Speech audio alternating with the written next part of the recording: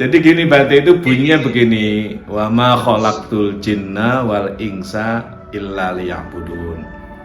Itu epistemologi atau cara petunjuk agar kita bisa menjalani kehidupan itu bahagia, yaitu dalam diri manusia itu ada dua sifat. Yang pertama sifat jin, yang kedua sifat manusia. Itu harus ditundukkan, ada dalam diri kita. Dia hidup bersama dengan jasad kita. Artinya apa? Selama manusia itu masih hidup, maka sifat jin dan sifat manusia itu ada pada dirinya. Nah, itu harus ditundukkan. Itu izin Bante, Mas Yoyong dan yang lain-lain.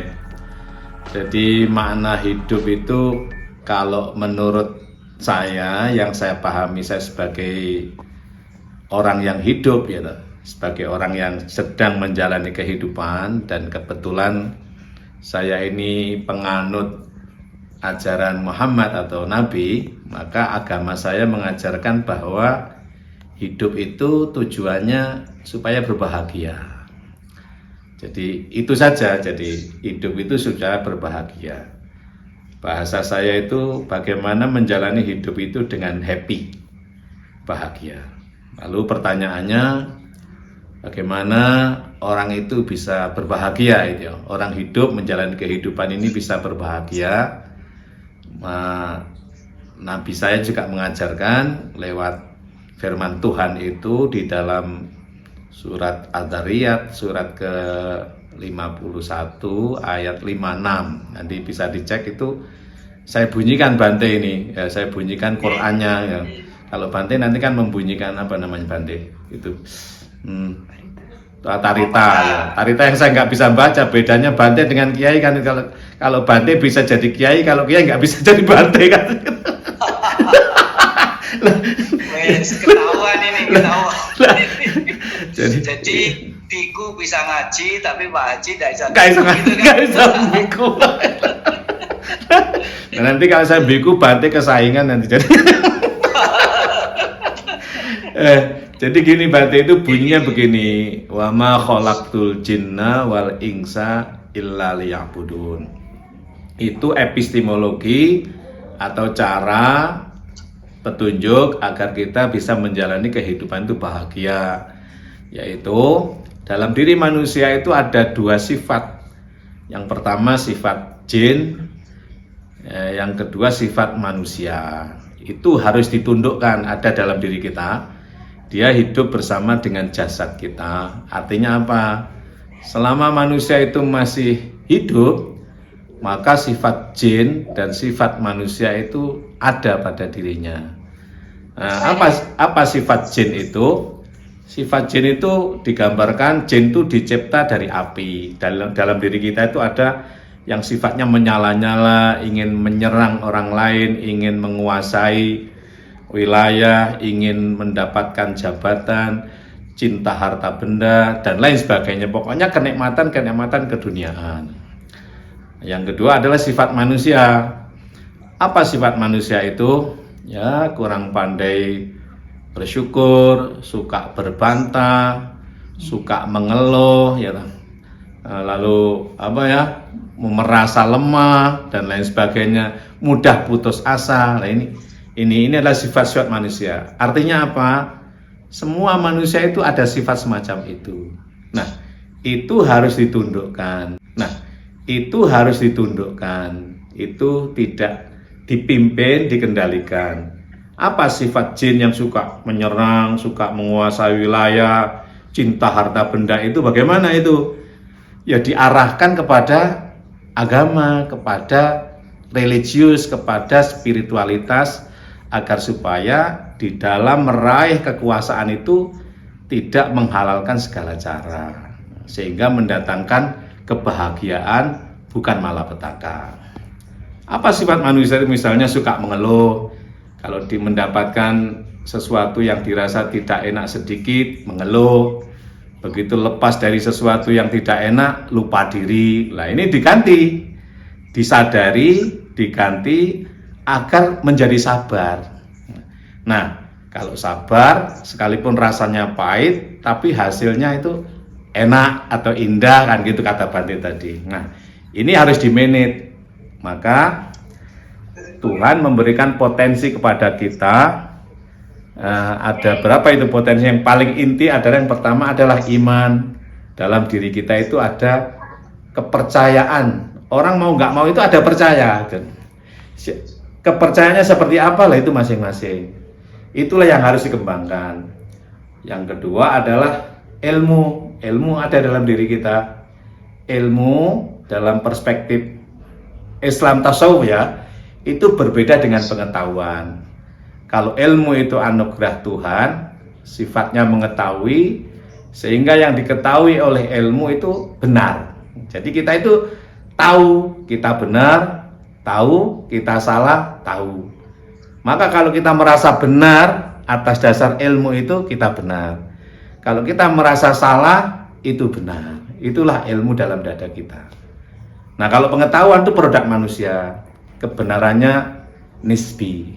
Nah, ilmu itu harus kita gunakan untuk mengontrol sifat manusia itu tadi dan mengontrol sifat jin yang ada dalam diri kita itu tadi. Yang ketiga adalah namanya nikmat. Nikmat itu bahasa Arab, Bante, bahasa Quran. Fungsinya merasakan. Jadi rasa lah bahasa kita. Jadi yang merasakan itu disebut dengan nikmat. Jadi apa rasa itu? Semua orang punya rasa. Siapa yang merasa itu atau apa yang merasa itu, dialah nikmat anugerah Tuhan. Kalau rasamu itu kau fungsikan, rasamu diasah, maka dia akan memproduk kejujuran. Jadi kita ini sebenarnya, kita ini jujur apa enggak kroso diri kita masing-masing. Kon ngapusi, kon jujur itu diri kita kroso, itu namanya nikmat namanya. Lalu yang keempat adalah namanya bahasa agama itu takwa ya. Apa takwa itu? Takwa itu anugerah Tuhan, fungsinya mentaati. Ya, orang itu taat atau tidak, atau maksiat bahasa kita itu takwa kita tahu. Oh, kamu maksiat dalam hati. Maka sering saya buat kelakar bahwa takwa dengan baju takwa itu tidak sama. Jadi kalau takwa itu fenomena batin, nah kalau baju takwa itu zahir. Orang bisa saja berbaju takwa tapi maksiat ya. Misalnya ada juga kan orang bajunya seperti baju kiai, atau bahkan mungkin juga kalau baju Bante kan bisa juga. Saya macak Bante kan bisa, padahal aku nggak Bante ya. Atau Bante lebih pantas kalau macak kiai itu lebih pantas, padahal juga kiai lah itu. Jadi misalnya Bante, mohon maaf. Jadi artinya apa? Bahwa sifat-sifat manusia, sifat jin yang ada dalam diri kita itu harus selalu dicek oleh kepercayaan iman kita, dikontrol oleh ilmu dalam dada kita, dirasakan oleh nikmat kita, dicek selalu oleh takwa kita, agar supaya ia menjadi terarah ya, keinginan jin tadi, keinginan manusia tadi menjadi terarah, sehingga orangnya disebut menjadi orang mendapatkan petunjuk agama. Itulah namanya tujuan atau makna kehidupan kita ini agar bahagia. Caranya tundukkan sifat jinmu dan sifat manusiamu. Maka tidak lain dan tidak bukan sifat jin dan sifat manusia yang ada dalam diri kita ini kecuali untuk ditundukkan. Bahasa agamanya diibadahkan. Nah, ibadah itu sebenarnya bahasa Quran, tapi ketika menjadi bahasa kita, ibadah seolah dibatasi dengan ritual. Padahal ibadah itu yang menundukkan diri kita ini. Mungkin prakteknya dengan pendekatan diri secara zahir kepada Tuhan ya. Fisik kita secara totalitas, lesan kita, gerak kita secara totalitas untuk ke sana. Tapi intinya adalah agar supaya kemauan yang bersifat api jin tadi dan sifat manusia tadi benar-benar menjadi terpimpin, menjadi terarah ke arah yang baik. Nah, dengan demikian, apakah jelek orang itu senang harta? Ya tergantung. Apakah jelek orang itu senang jabatan? Ya tergantung. Kalau kesenangannya itu dipimpin oleh ilmu iman, nikmat dan takwa, dia akan menjadi manfaat baik. Nah, sebaliknya kalau dia lepas dari kontrol iman, lepas dari kontrol agama, ya dia akan menjadi malapetaka. Nah, malapetaka ini menjadi kebalikan tidak tercapainya tujuan atau makna hidup, yaitu bahagia. Begitu barangkali mukadimah Bante. Ya baik, terima kasih ya Imin. Nah mungkin kita ke Bante sedikit nih. Bante, bagaimana sih makna hidup yang sebetulnya, yang seutuhnya, sehingga hidup kita itu bisa tertata dengan lebih baik lagi. Ya. Wah, ini aku yai segoro ini.